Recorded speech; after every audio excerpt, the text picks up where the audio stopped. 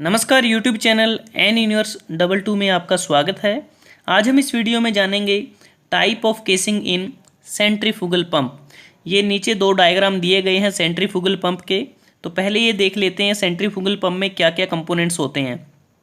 यह मोटर है जिससे पावर सप्लाई की जाती है एक शाफ्ट के माध्यम से इम्पेलर को, और ये ड्राइविंग शाफ्ट है जिसका एक एंड मोटर के साथ और दूसरा एंड इम्पेलर के साथ कनेक्टेड होता है। यह सक्शन पाइप है, डिस्चार्ज पाइप है, और सक्शन पाइप से वाटर एंटर करता है और डिस्चार्ज पाइप से वाटर बाहर चला जाता है इम्पेलर से होता हुआ। अब बात करते हैं केसिंग किसे कहते हैं।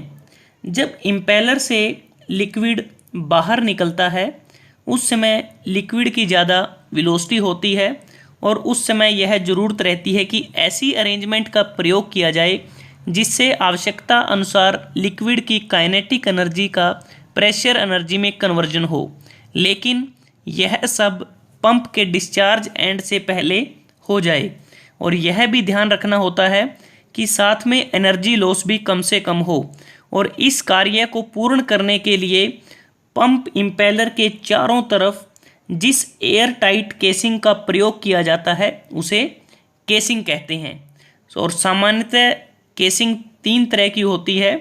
सबसे पहले डिज़ाइन के आधार पर इसको डिवाइड किया गया है। वॉल्यूट केसिंग।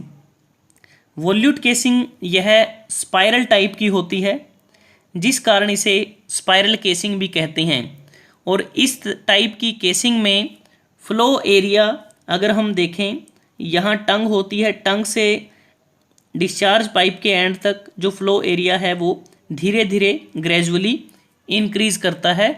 और इसमें सबसे महत्वपूर्ण बात यह है कि एरिया बढ़ने से वेलोसिटी धीरे धीरे कम हो जाती है और वो परिणाम स्वरूप प्रेशर बढ़ने लगता है।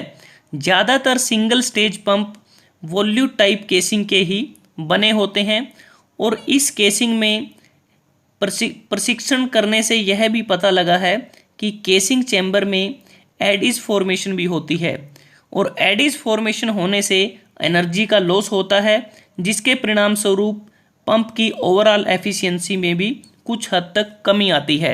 दूसरा टाइप है वोर्टेक्स केसिंग। जैसा हम इस डायग्राम में देख पा रहे हैं, जब इम्पेलर और केसिंग के बीच में एक सर्कुलर चैम्बर इंक्लूड किया जाता है, और इस सर्कुलर चैम्बर को वोर्टेक्स चैम्बर या व्हर्लपूल चैम्बर भी कहते हैं। तो जब एक सर्कुलर चैम्बर इम्पेलर और केसिंग के बीच में इंक्लूड किया जाए तो उसे वोर्टेक्स केसिंग कहते हैं। और इस सर्कुलर चैम्बर की मदद से कुछ काइनेटिक एनर्जी को प्रेशर एनर्जी में बदला जाता है, जिससे कुछ हद तक जो एनर्जी की एडिस के फॉर्मेशन में व्यर्थ होती थी उस एनर्जी लॉस को कम किया जा सकता है, जिससे पंप की परफॉर्मेंस में इम्प्रूवमेंट होती है। और जो पंप वोर्टेक्स केसिंग के साथ काम करता है उसकी एफिशिएंसी वॉल्यूट केसिंग के साथ काम करने वाले पंप से ज़्यादा होती है। उसके बाद है केसिंग विद गाइड वेन्स।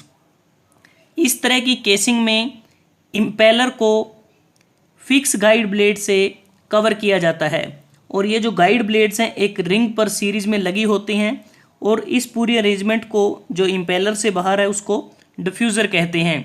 जो फिक्स गाइड ब्लेड हैं वह इम्पेलर की मूविंग वेन से पानी, वाटर या लिक्विड को रिसीव करते हैं।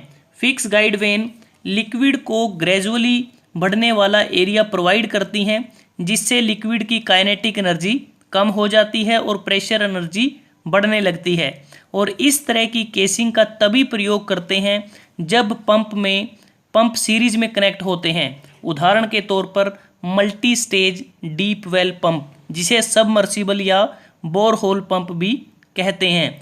और जो पंप गाइड ब्लेड वाली केसिंग का प्रयोग करते हैं उसकी एफिशिएंसी मैक्सिमम होती है, लेकिन जब इन्हें अलग अलग परिस्थितियों में प्रयोग किया जाए उस स्थिति में इनका कार्य संतोषजनक नहीं रहता, मतलब कि सेटिस्फैक्ट्री नहीं रहता। और जो पंप गाइड ब्लेड और वेन्स वाली केसिंग का प्रयोग करते हैं उनको डिफ्यूज़र पंप भी कहते हैं। और केसिंग विद गाइड ब्लेड्स वाली जो केसिंग होती है वह वॉल्यूट केसिंग से काफ़ी ज़्यादा महंगी भी होती है। दोस्तों, आज हमने इस वीडियो में डिस्कस किया अलग अलग तरह की केसिंग जो सेंट्रीफ्यूगल पंप में प्रयोग की जाती हैं। अगर आपको यह वीडियो अच्छा लगा, आप इसको लाइक कर सकते हैं, शेयर कर सकते हैं अपने दोस्तों के साथ, स्टूडेंट्स के साथ, और एन यूनिवर्स 22 को सब्सक्राइब करना ना भूलें। जल्दी हाजिर होते हैं एक नए वीडियो के साथ। तब तक के लिए धन्यवाद। आपका दिन शुभ रहे।